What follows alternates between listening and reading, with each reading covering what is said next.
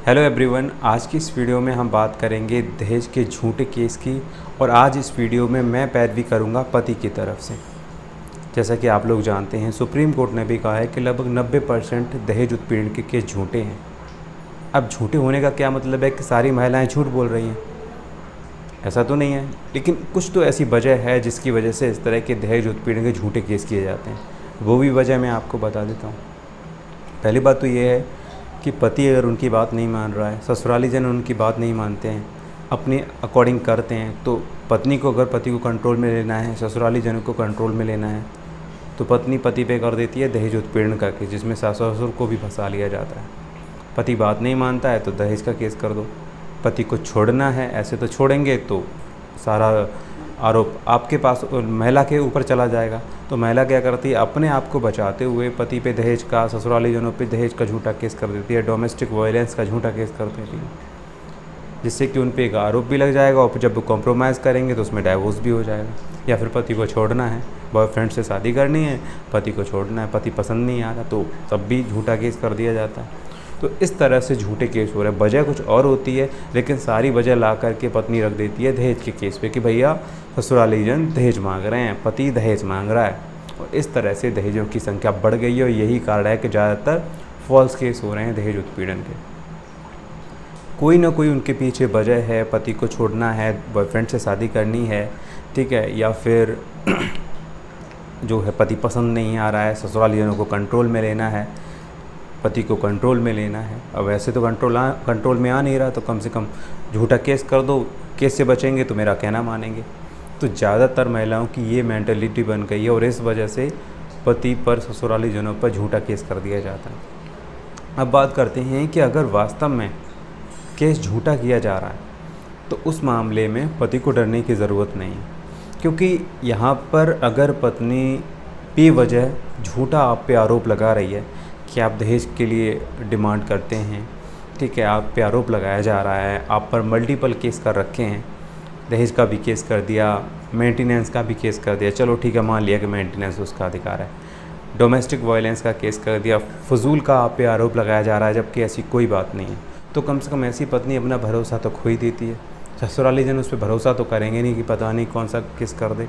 और ऐसी पत्नी को आप कैसे भी राजी वाजी करके आप घर भी ले आओ तो भी उसका यकीन नहीं होता कि पता नहीं कल ये कौन सा खेल खेल जाए या फिर कौन सा केस कर दे आप पर, कौन सा आरोप लगा करके क्या कर जाए।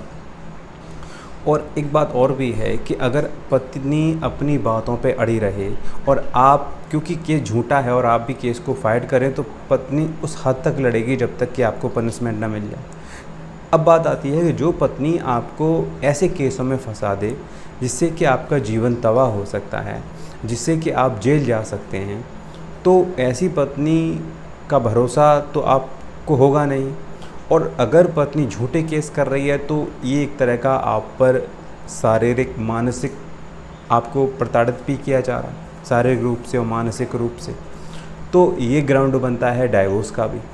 अब बात आती है कि वास्तव में अगर आप इतने लविंग हैं अपनी वाइफ से कि उसको किसी भी हालत में छोड़ना नहीं चाहते, तो आप जो है सेक्शन 9 का केस कर दीजिए, बुलाने का केस कर दीजिए। काफ़ी हद तक ये आपको प्रोटेक्शन देगा, आपको बचाएगा कि हाँ आप पत्नी को रखना चाहते हैं, पत्नी ने इस तरह का केस कर रखा है, तो आपको हेल्प मिलेगी, इससे आपका घर बच सकता है, भले ही आप उस गुलाम बन के रहें। तो इस तरह से पत्नी ने अगर मल्टीपल केस कर रखे हैं, आप पे दहेज का केस कर दिया है, डोमेस्टिक वायलेंस का केस कर दिया है, कोई और भी कंप्लेंट केस आप पे कर रखा है, वो भी झूठा, तो कहीं ना कहीं आप प्रताड़ित तो हो ही रहे हैं, शारीरिक रूप से भी और मानसिक रूप से भी।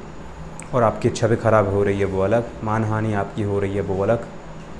तो इस मामले में यही आधार बनता है आपका डाइवोर्स का। आई मीन अगर आप पत्नी को रखना चाहते हैं, हर हालत में रखना चाहते हैं, गुलाम बन के रहना चाहते हैं आप, तो कर दीजिए सेक्शन 9 का केस, दाम्पत्य जीवन की पुनर्स्थापना, ठीक है।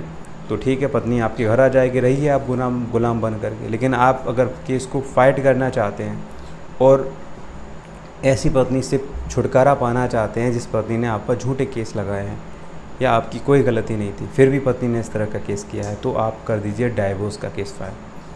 अब यहाँ पर आपका आधार स्ट्रॉन्ग है कि पत्नी ने झूठे केस लगाए हैं, वो अपने केस को साबित करे, अगर केस को साबित करती है तो आपको पनिशमेंट मिलेगी, अगर वो साबित नहीं कर पाती है तो कम से कम आपको तो डाइवोर्स मिल जाएगा, क्योंकि आप तो ऐसी पत्नी का भरोसा कर ही नहीं सकते, वो तो आपको मरवा सकती है। ये चीज़ आपने समझ ली। अब आगे की बात बताता हूँ। जब भी आपके अगेंस्ट कोई भी कोर्ट से कंप्लेंट केस हुआ या फिर थाने से कोई भी FIR हुई तो बिल्कुल भी डरने की ज़रूरत नहीं। घर वालों के तो नाम निकल जाएंगे, नहीं तो आप हाई कोर्ट जा सकते हैं, हाई कोर्ट से घर वालों के नाम निकलवा सकते हैं। पर दहेज उत्पीड़न का केस केवल और केवल पति पे चलता है। अगर उनके नाम हैं तो निकल जाएंगे, अगर नहीं निकलते हैं ना तो कम से कम उनकी ज़मानत तो हो ही जाएगी। अब बात करते हैं पति की। पति का भी ये है, पति को मे भी उसको भी इंटरिम ज़मानत उसे मिल जाएगी, वैसे तो रेगुलर बेल भी उसे मिल जाएगी, कोर्ट से खड़े खड़े ज़मानत हो जाएगी सबकी, कोई दिक्कत वाली बात नहीं। लेकिन अगर नहीं भी होती है रेगुलर बेल, तब भी खड़े खड़े इंटरिम बेल हो जाएगी। ठीक है, तो ये चीज़ आपने समझ ली, तो डरने की ज़रूरत नहीं। उसके बाद कोर्ट में आप अपना पक्ष रखें, ठीक है। उधर से जिसने केस किया है वो एविडेंस रखेगा कोर्ट में कि देखो भाई इन्होंने हमें इस तरह से प्रताड़ित किया, इस तरह से प्रताड़ित किया, और कहने से कुछ नहीं होता, एविडेंस रखने पड़ेंगे। ऐसा नहीं है कि पत्नी ने जो मल्टीपल केस कर रखे हैं और केस कर दिए तो आप जो है जेल में चले जाएंगे, ऐसा बिल्कुल भी नहीं। आपकी ज़मानत हो ही जाएगी और पत्नी को उनमें आरोप साबित करना पड़ेगा। कोर्ट में भी आपको एविडेंस देना पड़ेगा कि आपने पत्नी से इस तरह की कोई डिमांड नहीं की है, कोई भी किसी भी तरह से आप पत्नी का उत्पीड़न नहीं करते।